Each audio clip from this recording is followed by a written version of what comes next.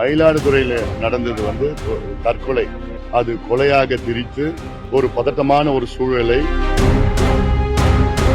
ஆனாலும் ஒரு தற்கொலையை போய் ஒரு கொலையா, ஆணவ கொலையா சொல்லி எல்லாம் ஒரு திரிச்சு, இதெல்லாம் ரொம்ப தவறான ஒரு அரசியல்.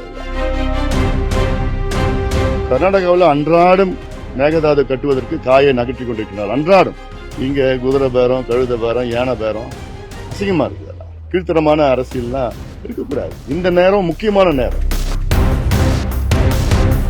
இப்படி பாக்குறேன் நான். மயிலாடுதுறையில நடந்தது தற்கொலை. அது கொலையாக திரித்து ஒரு பதட்டமான ஒரு சூழலை உருவாக்கி அதில் குளிர் காய்கின்ற ஒரு சில அமைப்புகள். அது தற்கொலை இருந்தாலும் அது தவறு, கொலை இருந்தாலும் தவறு, ஆவண கொலை இருந்தாலும் தவறு, எதுனாலும் எல்லாமே தவறு தான். ஆனாலும் ஒரு தற்கொலையை போய் ஒரு கொலையா, ஆணவ கொலையா சொல்லி எல்லாம் ஒரு திரிச்சு, இதெல்லாம் ரொம்ப தவறான ஒரு அரசியல். அதெல்லாம் இப்ப நமக்கு தேவை ஒரு வளர்ச்சி நோக்கி செல்கின்ற ஒரு அரசியல். அதனால அதுவும் சில தலைவர்கள், முக்கிய பொறுப்புகள் இருப்பவர்கள் எல்லாம் இப்படி ஒரு தவறான செய்திகள்லாம் பரப்புவது, அது ஒரு தவறான ஒரு முன் உதாரணமா இருக்கக்கூடாது.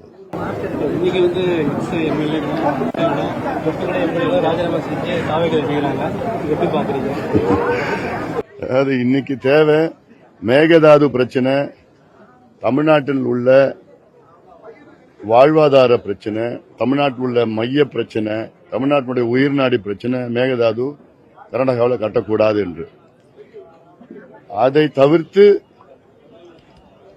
வேற எந்த அரசியலிலும் மற்ற கட்சிகள் எல்லாம் இன்றைய சூழலில் ஈடுபட அவசியம் கிடையாது. கர்நாடகாவில் அன்றாடம் மேகதாது கட்டுவதற்கு காயை நகர்த்தி கொண்டிருக்கிறார். அன்றாடம்.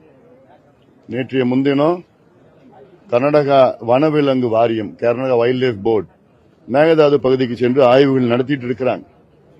100 அடி ஆழமா பள்ளம் தோண்டி அதுல பாறைகள் எவ்வளவு தாங்குமா, டேம் தாங்குமா, earthquake வருமா, எவ்வளவு வனவிலங்குகள் இருக்கு, எவ்வளவு மரங்கள் இருக்கு, எவ்வளவு மரம் அழியும், எத்தனை டைகர்ஸ் இருக்கு,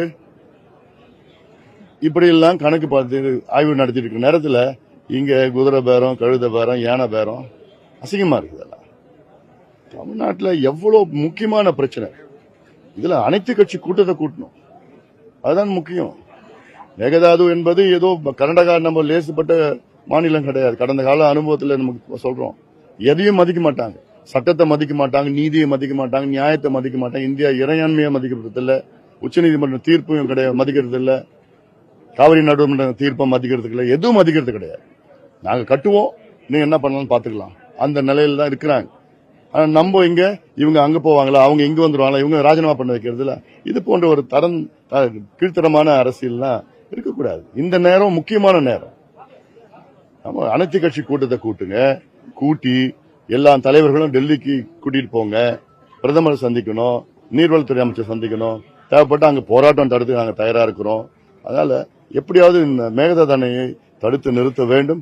அதுல கவனம் செலுத்தணும் தமிழ்நாட்டுக்குள்ள அத்தனை கட்சிகள். 55 நாட்கள்ல இந்த அரசோட நிலைப்பாட்டை எப்படி பாக்குறீங்க? குறிப்பா அவதூறு வழக்குகள் அப்படின்றத அதிகம் போட்டு பழிவாங்க ஒரு நடவடிக்கையாக தான் இருக்கு, எப்படி பாக்குறீங்க? இப்படி பாக்குறேன் நான்.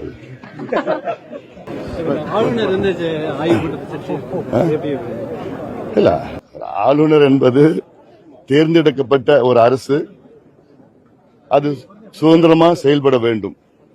அதுல எந்த இடையூறு இல்லாத வகையிலே ஆளுநர் அதை நடந்து கொள்ள வேண்டும்.